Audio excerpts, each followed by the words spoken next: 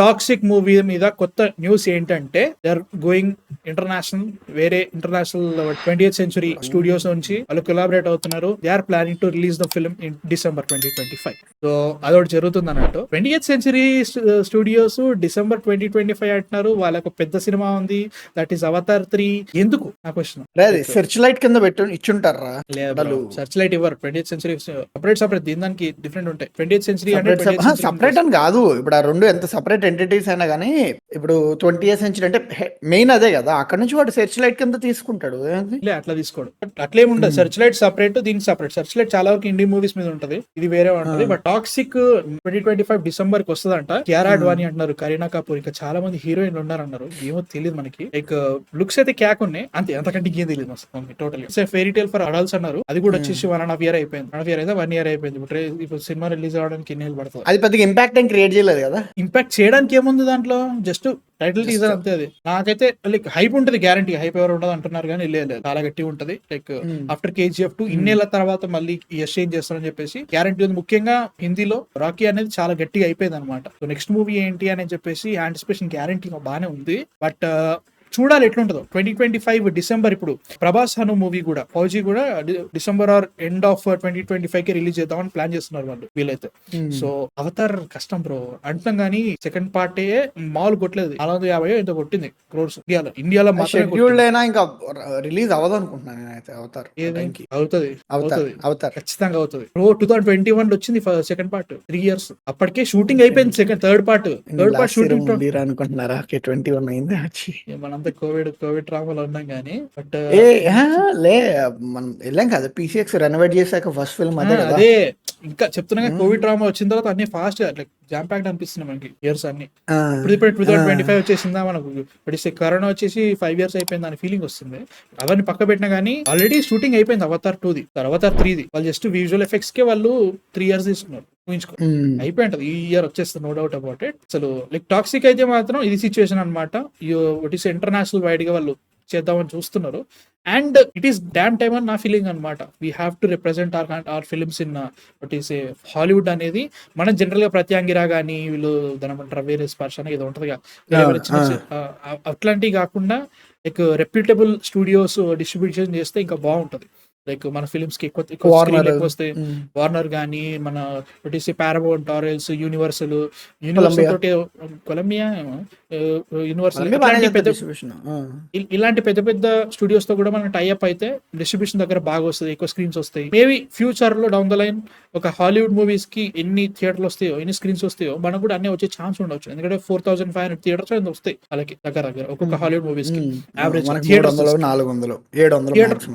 Theatres screens theatres అంటే ఒక theatre దగ్గర 7-8 స్క్రీన్స్ ఉంటాయి, దానిలో ఎన్ని ఇస్తే వాడాలి అట్లా ఉంటది అన్నట్టు. సో నాకైతే మాత్రం అట్లా అనిపిస్తుంది, చూడాలి ఎట్లుంటుందో. టాక్సిక్ ఒకవేళ step in the right direction అయితే మాత్రం ఐఎమ్ హ్యాపీ. అంతకంటే ఇంకేమన్నట్టు.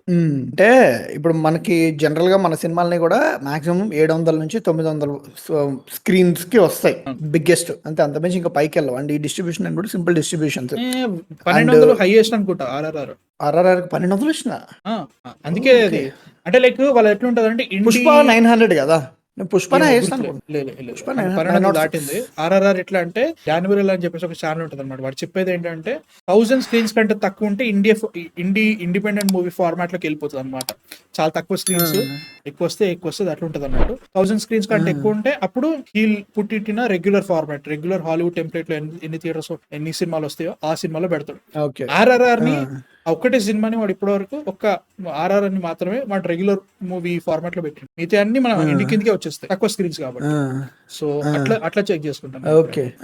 అండ్ ఇంకోటి ఏంటంటే మన లొకేషన్స్ కూడా, ఇప్పుడు మనం ఎంత అనుకున్నా కానీ ప్రైమ్ లొకేషన్స్, ఇప్పుడు లెట్స్ సే ఒక 1000 లొకేషన్స్ ఉంటాయి, దాంట్లో ఒక 100-150 వరకే ప్రైమ్ లొకేషన్స్ లో దొరుకుతాయి. మిగతా అన్ని మాల్, సినిమా మాక్సిమం ఏఎంసీలో ఎక్కడ వస్తారా మనకి, రావు కదా ఏఎంసీలో. ప్రత్యాగ్ర వాళ్ళు కొంచెం పర్లేదు పుష్ చేస్తున్నారు, బట్ స్టిల్ వాళ్ళకు కూడా ఇష్యూస్ ఉన్నాయి. So I think 20th century కానీ ఇలాంటి పెద్ద డిస్ట్రిబ్యూషన్ తో రిలేషన్షిప్ పెట్టుకుంటే, అంటే irrespective of the heroes hype అక్కడ, I mean like outside of India వాళ్ళకి ఎంతగా మన ఇండియన్ యాక్టర్స్ కి లైక్ చాలా తక్కువ మందికి ఉంది కదా hype. So irrespective of the hype first ఆ గేమ్ లోకి ఎంటర్ అవుతారు. ఎలాగోలా. అండ్ వాళ్ళు హండ్రెడ్స్ ఆఫ్ ఇండీ మూవీస్ వాళ్ళు డిస్ట్రిబ్యూట్ చేస్తారు. లైక్ చీపెస్ట్ ప్రైస్ 1 మిలియన్ గునో 100K గునో డిస్ట్రిబ్యూట్ చేస్తారు. సో ఎడిదిరిగి మన Indian films up to maximum like 10-15 million అమ్ముతారు కదా మన ఇండియన్ మూవీస్ ని నార్త్ అమెరికాలో. సో అలాంటప్పుడు ఐ థింక్ వాళ్ళకి పెద్ద ప్రాబ్లం ఏం కాదు. కానీ మన వాళ్ళే ప్రాపర్ రిలేషన్షిప్ మీడియం అనేది ఇంకా ఎస్టాబ్లిష్ కాలేదు కాబట్టి ఇంకా మొదలవ్వలేదు అనుకుంటున్నాను. ఐ థింక్ నెక్స్ట్ రాజమౌళి గారి ఫిలిం కూడా ఇలాగ simple like small distribution channels లోకి వెళ్ళదు, డైరెక్ట్ పెద్దదానికి డెఫినెట్లీ నాకైతే మాత్రం వార్నర్ బ్రదర్స్ అనుకుంటున్నాను. ఎందుకు అనిపిస్తుంది నాకు. లేదు, నేను 20th సెంచరీకి వెళ్తారు అనుకుంటున్నాను, లేదా డిస్నీకి. ఎందుకంటే ఈయన కదిలించిన అదే అంటే మనకి ఆన్ ద పబ్లిక్ ఫేస్ ప్రకారంగా ఎస్టాబ్లిష్ చేసిన కనెక్షన్స్ అదే డైరెక్టర్స్ ఉన్నారు కదా, స్పీల్బర్గ్ కానీ ఆర్ వీళ్ళు కానీ, వీళ్ళ ఫిలిమ్స్ ఎక్కువ ఫాక్స్ తోనో లేదంటే డిస్నీతోనే ఉంటాయి ఎక్కువ. సో మేబీ అంటే ఇంటర్నల్ గా ఇంకెన్ని కనెక్షన్స్ ఉన్నాయో మనకు తెలియదు maybe. But I think Warner is more welcoming compare to distribution పరంగా. ఎస్పెషల్లీ అంటే డిస్నీ అంత ఈజీగా అన్ని డిస్ట్రిబ్యూట్ చేయదు. మనకి ఏదైనా సినిమా డిస్ట్రిబ్యూట్ అయితే అప్పుడు చూద్దాం, మాట్లాడదాం ఎక్కువ, కానీ తెలియదు. ప్రస్తుతం కదా ఈ పాసిబిలిటీస్ ఇట్లున్నాయి. టాక్సిక్ అయితే ఇంటర్నేషనల్ అదొకటి. అండ్ ఆల్సో డిసెంబర్ 2025 లో రిలీజ్ ఉంటదంట.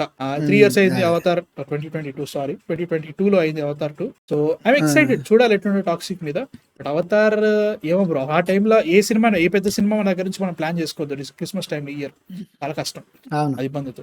450 crores అంటే మామూలు విషయం అరే కొడుతుంది బ్రో. ఇంకా థర్డ్ పార్ట్ మామూలు కొట్టదు. ఫస్ట్ సెకండ్ 2.1 2.2 కొట్టింది బిలియన్.